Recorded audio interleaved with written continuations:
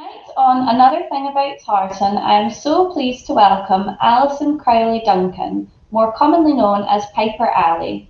Ali lives in Schenectady County, not far from Scotland Shop's brand new Albany County base, and is best known for her incredible bagpiping skills.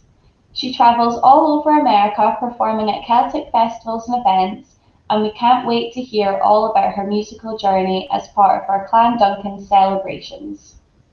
So Ali, thank you so much for joining me today. We first discovered you as Piper Ali on TikTok, as did 500,000 other people in the past year. So what made you start your account, and did you ever think that playing the bagpipes would reach this many people? Well, first of all, thank you for having me, and I'm excited to chat a little bit today about my, heritage and of course, just good chats in general. So TikTok has been an absolutely wild journey over the past year or so. I started posting, I downloaded TikTok in the midst of the pandemic, like I think a lot of people did. Just to kill some time. I was one of those as well. Yeah. And I wasn't expecting, I didn't think to post bagpipes at first. I started out doing just random singing duets with other creators, and they didn't really go anywhere. And then I did a bagpiping video. I really didn't expect it to go anywhere at all. I just brought them out and I played a tune very moderately. It wasn't very good. It wasn't very bad. I just played the tune and it got 130,000 views, which was insane for my account. I had 200 followers. So kind of went a little crazy, and I was very out of practice because of course it was the pandemic. I wasn't competing, playing with any groups, taking lessons, really teaching much even. So I used it initially as an opportunity to go through some of the requests that people commented on the video and try to, dust off the cobwebs on the pipes. And it just ended up being really fun. And so I kept doing it and trying to push the boundaries and be more creative. And I just, it kind of reignited a little bit of musical passion for me. And then, of course, I started building this amazing community of lovely people. So that's kind of how it started. It's so crazy how TikTok does that, doesn't it? Yeah, absolutely. TikTok really likes when creators have a niche, because then it understands what you're doing. The algorithm understands your content. So I think the fact that I kind of focused my content on bagpiping is how my account managed to do well. But yeah, it's been great. I worked for a very long time trying to build a reputation for myself locally, because I've been a professional musician for a long time. It's been my job for a long time, but more part-time. I would have another job on top of it. But now I'm really grateful. TikTok and social media has allowed me to just do this solely as my work. And so it's really, it's really touching. Amazing. Yeah, that is so amazing. So you're obviously an extremely talented piper. So what inspired you to learn originally?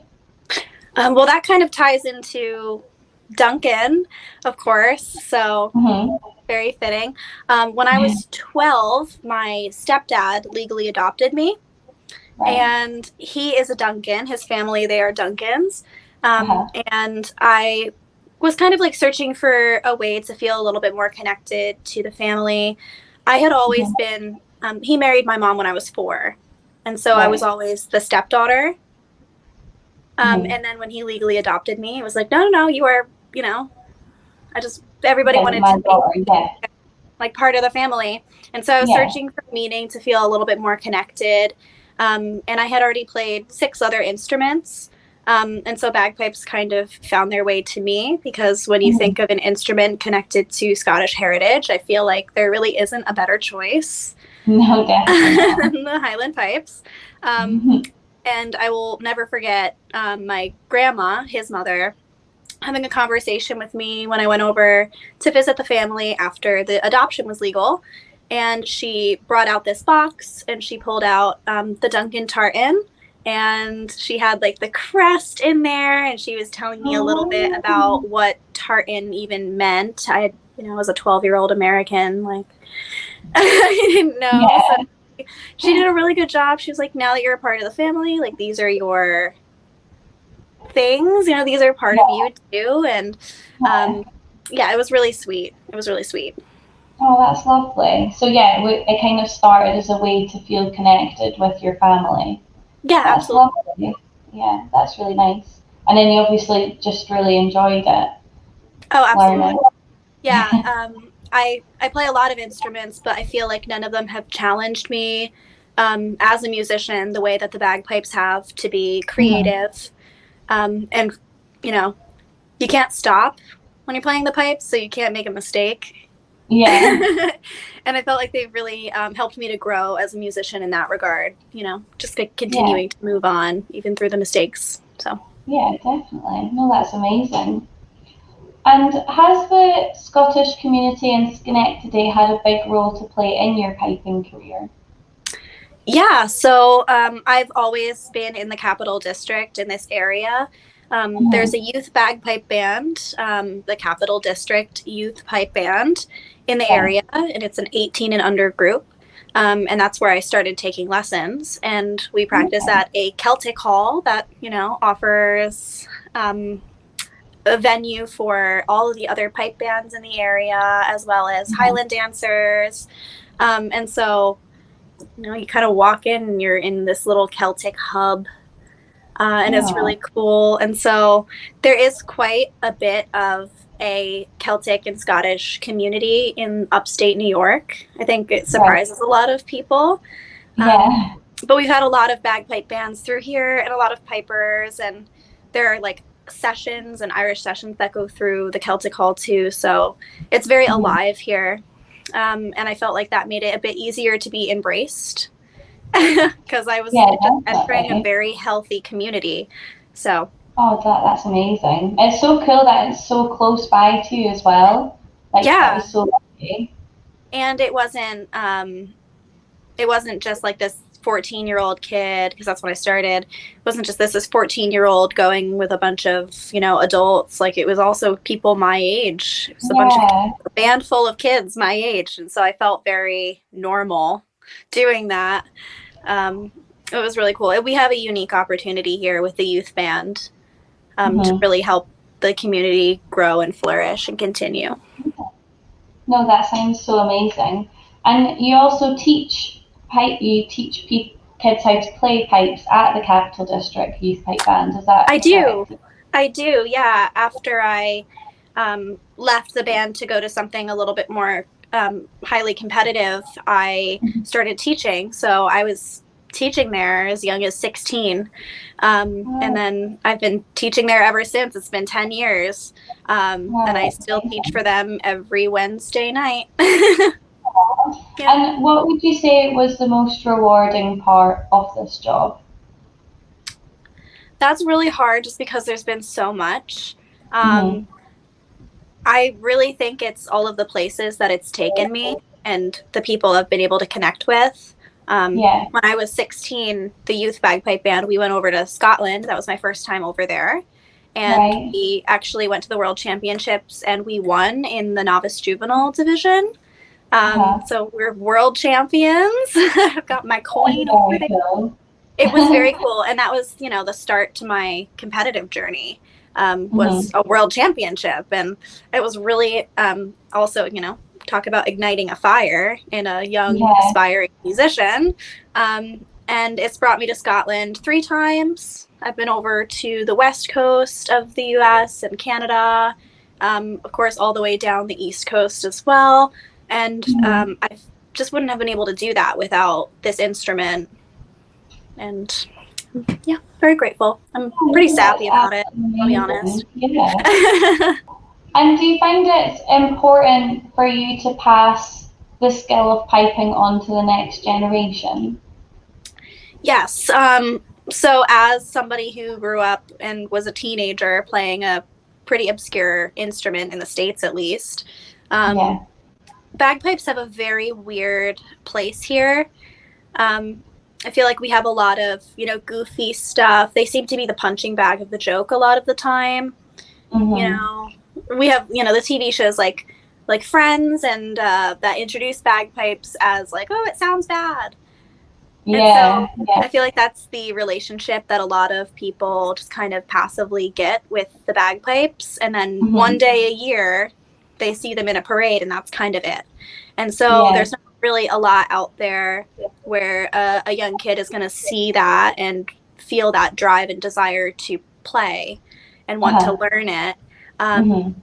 You know, not every kid is going to have the unique situation that I did. And so unless your parents play, people have a tough time seeming to get into it. And so I feel that's my way to give back everything that the bagpipe community has given me, is to provide a more positive outlet for the instrument. And I think it's really been working a little bit, at least. I have a lot of people say, we saw your videos, and because of that, we got my son into lessons, or even adults wanting to take lessons. And so I teach them. I have my virtual that's absolutely amazing. Yeah, it's really cool to see that I can have some type of positive impact on the community over here in the States. Yeah, it's something that I've never really thought about, because obviously I grew up in Scotland, so the bagpipes they're not normal. You don't hear them every single day, but you obviously know what they are because you've grown up listening to them. So it is a strange concept to think that they do have that incorrect perception of the bagpipes from like TV and movies and stuff. Yeah, absolutely. I teach voice and piano to kids separately.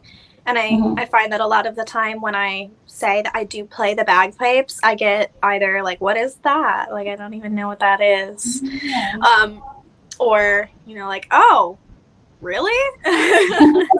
People are really surprised. They're very surprised, especially when I'm traveling through the airport. TSA has no idea what to do with the thing that they're seeing in my bag. They're very confused. They're very confused. What is that? Is that a weapon? So, as you mentioned, you not only play the bagpipes, but you also sing and play the piano. So, when did your musical journey first begin? And is there any other family members that are also musically gifted? Well, my mother, she has a lovely voice. She never pursued it, but she has a lovely singing voice, and she sang to me through her entire pregnancy, and she sang to me when I was a little kid. And so my grandmother on her side, that side of my family is Irish, and have a very strong love for Celtic music in general. And so it was always part of my upbringing, and we would sing together, and it was really sappy and sweet.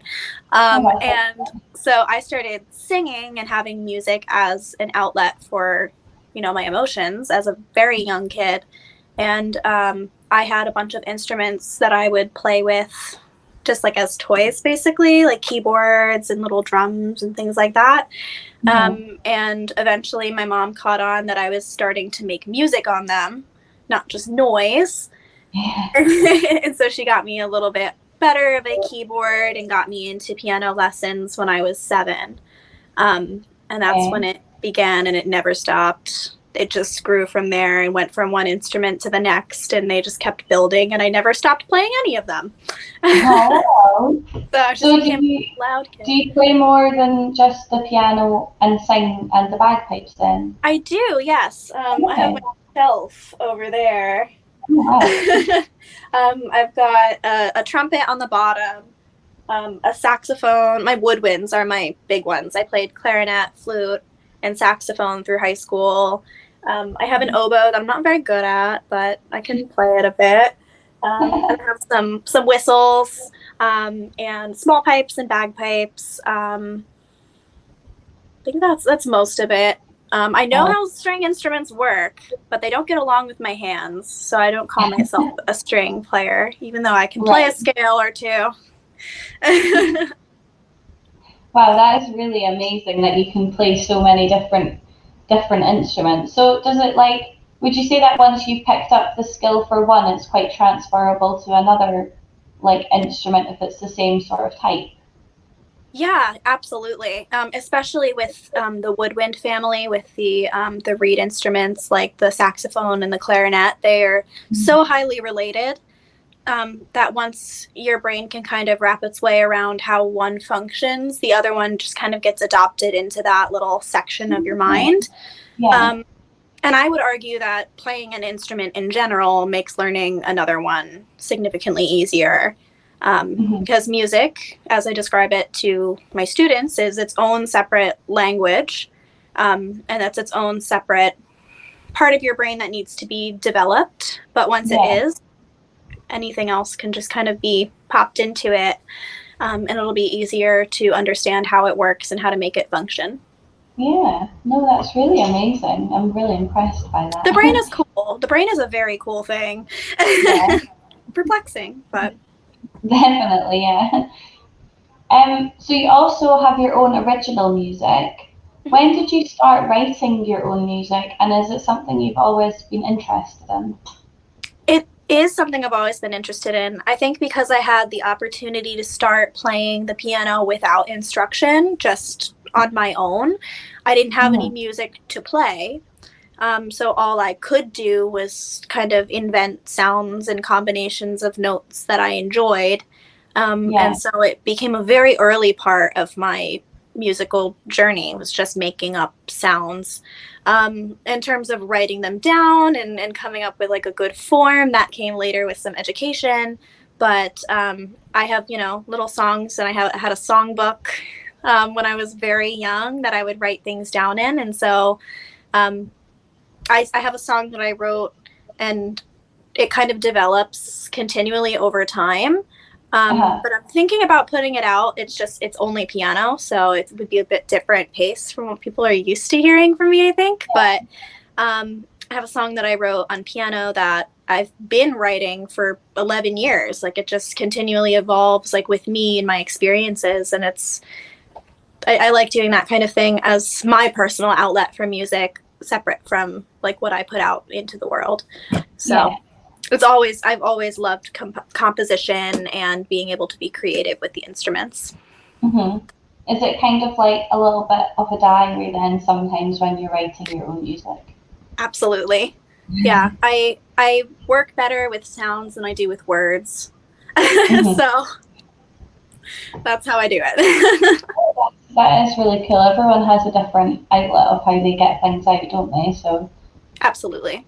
Yeah, no, that's really cool. And would you say, do you have any Scottish musical influences? I have some. I've listened to bagpipe bands and different pipers forever now. I have some more, I would say, like broad Celtic influences. There's a singer who I adore. She's an Irish singer, and her name is Kate Rusby. Always be a fan. But there are some Scottish bands that I would listen to, like some smaller ones. There's a band that doesn't exist anymore called Bodega, and I could not get enough of listening to their music. Like, I still listen to it. So yeah, I think when it comes to my own music, it kind of just comes from like everything that I've ever heard in terms of like what influences my writing. But I definitely am inspired by too many people to list, I would say. So you must have performed at some really amazing events over the years. What is your favourite event that you've performed at? And has there been any characters who've made it special or stories to tell? I'm really bad with choosing favorites. The one that's kind of like, it's so recent, but I did do a concert down in Florida just not this weekend, but the weekend before. And it was such a unique and creative experience. And I got to have a lot of say in, the whole piecing together of the concert, which was really great. I was part of a group, but I got to play piano, sing, bagpipes, and really like bring what I want my music to sound like when I piece it together myself, bring that alive with other musicians. And that was very cool.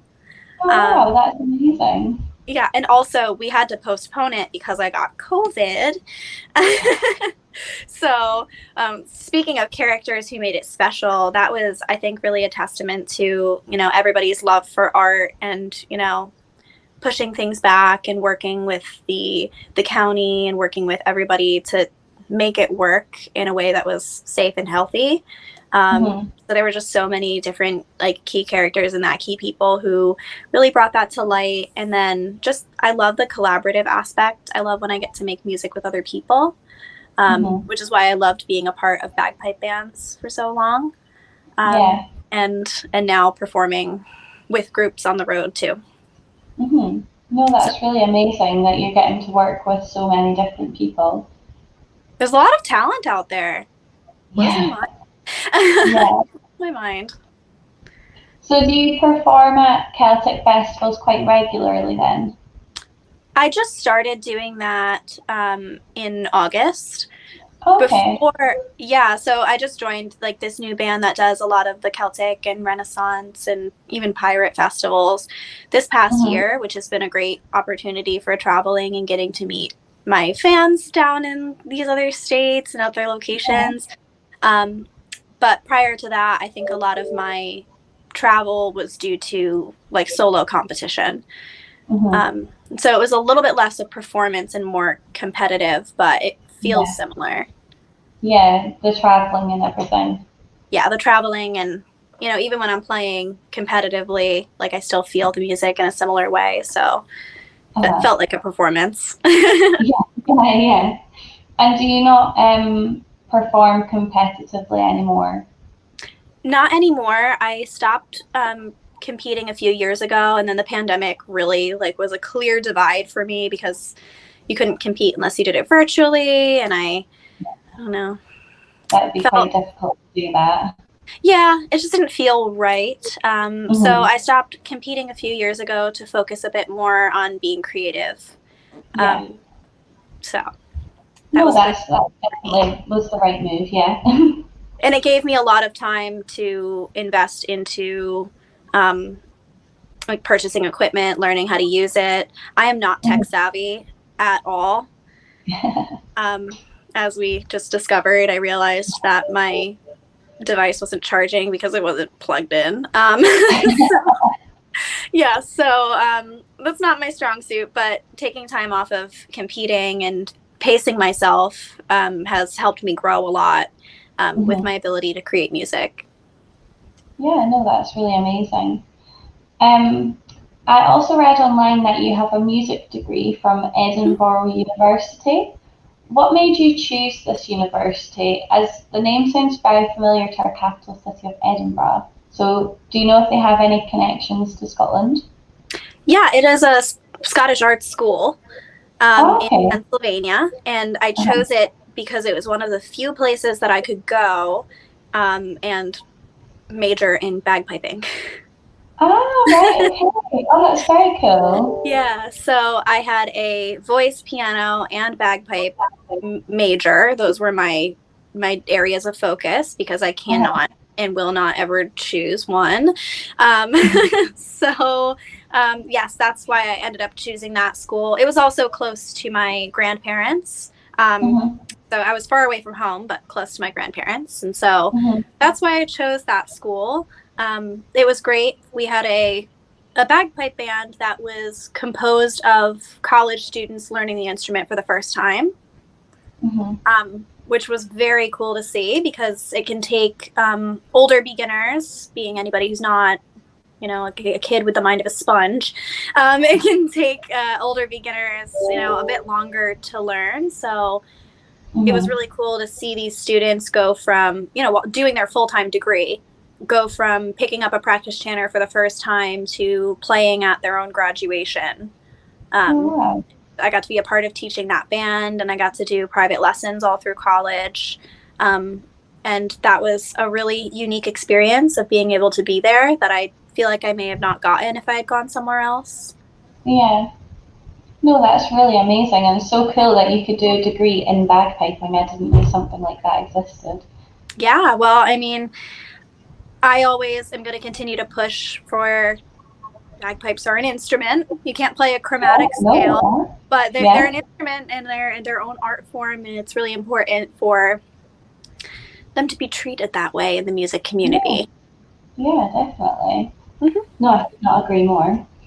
Yes. So your last name is Duncan, which is our clan of the month for February. So obviously you said that you've taken the name from your dad who adopted you. So do you have any interesting stories of your family tree to share? Have you ever done any research into the Duncan side of your family? That one's a bit tough because I'm adopted. Because I have to like really push for everybody else, so I can't really say for fact. But my grandma told me stories about being connected to Scottish royalty, like way back in the day, and things like that. My father's family doesn't come from Scotland; they are from America. Like he's an American born, and his parents are American born. So it's really hard with immigrants to really track all that down and be positive about where your family comes from. But it's something that I've been thinking about looking a bit more into, is exactly where everybody comes from through like genealogy and doing like ancestry tests. But what I've focused on a bit more is connecting with the other Duncans in the States. So so not too many interesting stories about the past, but I have found there were Duncans that came and found me this weekend when I was traveling down in Florida. And that was cool. And we were trying to do the math to figure out if we were related or not. Where does your family come from? Are you guys from up here? Or are you guys from over here? So that was really cool. And then we have our northeast branch of Clan Donachie, which is Duncan is a part of Clan Donachie. And I have been their piper for quite a few years. And so I get to go see them at the Highland Games. They have their clan tent, get to talk to everybody and connect. And it's like a very distant family type feeling. Yes, but we have like meetings every couple of years where we'll all get together and do auctions and dinner, and Burns night is a big one too, and I'll go and play bagpipes and march in the haggis, as is tradition. So that's kind of how I've been able to connect with the Duncan side without being over in Scotland to really immerse myself. No, that's really amazing, and it's so cool that there is the opportunity there in America to connect with other Duncans, other people that you are distantly related to. It is very cool. Yeah, I feel like it can be tough in America trying to connect with your heritage because our country is so young, and there really isn't like an American heritage truly. Yeah, it kind of comes from different places, doesn't it? Yeah, it really does. And so there's so much distinct influence, and so it might seem weird to people, especially over in Scotland, that in America we have like a Celtic hall and we have Scottish events and things like that. But it's really how we connect with our ancestors, which are probably, they were in the same place as your ancestors just a few hundred years ago, So it's, I don't know, America is a weird place because of that. And so we're all trying to figure all that out together. And we have these events so we can try and do that. It's our history too, so. Yeah, no, definitely. Yeah, it's a lovely way to celebrate it all. And it's nice that, like Scottish people, they come over to America to get involved with the events. It's such a nice way to bring people from all around the world together, really. Yeah, it's like all the connection like from that past, and you can still like feel that and come together, even though we're from different parts of the world now. Yeah. And did you celebrate Scottish heritage and Scottish culture growing up? I know you said that you were quite interested in Celtic music growing up, but was there any other Scottish culture influences on your growing up? Yeah, especially when I starting to do some more searching on my own, I pressed into it a little bit more with my family, and I got to learn about some important figures like Robert Burns, and I got to learn about the Battle of Culloden, and I got to learn about things that we didn't necessarily learn about in school, being in America. And so that was a little bit different, like learning a little bit more about Scottish history. And then I did a big push on my own trying to learn about Scottish music and bagpipes and how they play into music in general all over the world. So I've never had haggis because I don't eat meat, and I haven't since I was 10. And so that's something that people ask me all the time, and I'm sorry to say. But one thing that my mom and I did was we used to make shortbread and bring it to the games, and like that's just little things like that, like learning how to make things that, I mean, I would bring it to school. I'd bring shortbread to school and do little show and tells with my bagpipes and try to explain a little bit about some Scottish things that were not common because people had never had shortbread. That's so crazy, isn't it? I know. Yeah, I know. So little things like that I wouldn't have otherwise done. Just kind of like dipping into the culture and trying to bring it into my regular life growing up, and trying to build it ourselves. But I've never had people will be on people will be on me about that forever. But I stopped eating meat before I was adopted. I was gonna say, I don't think you can actually get access to like what we have as haggis in Scotland in America. I'm sure it's really hard to come across just because of the ingredients in it and stuff. Yeah. At the clan Donachie dinners and things like that, somebody would make haggis. I don't know exactly what they would make it with. Yeah, but they would make like a kind of haggis. Yeah. And I've obviously been over to Scotland before and would have had the opportunity, but no. You can actually get vegetarian haggis over here, which is actually really tasty as well. That's one of the things. Yeah, next time. I was hoping to go back in 2020. Oh, that's a shame. So I haven't been over to Scotland since 2015, the last time I went to the World Championships. And so it's like, it feels like it's been so long and I want to get back over, but it keeps getting pushed. Yeah. Because of that thing that happened. We don't have to say well, hopefully soon you'll be able to go back. Yes, I'd love to. Yeah. I miss it. Yeah. So my final question of today, what is your favourite tartan? The Duncan tartan, of course. Silly question. Well, it's perfect because, I mean, the deep green that is the base of it is my favorite color. And so everything that builds off of it and the different like tones that come through, of course, it's my favorite. Yeah. I do have to say though, I really like the ancient versions of pretty much all of the tartans. Yeah. With like with the more muted tones. Yeah. Big fan. But it's the Duncan tartan, obviously. It's my favorite.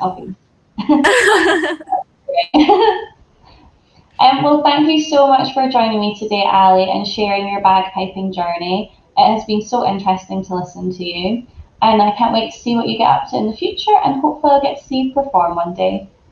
That would be so cool for in the same place. Yes, thank you again so much for having me. It was great to chat, and again, it was another way to connect with my heritage. Yeah, it is. Yeah,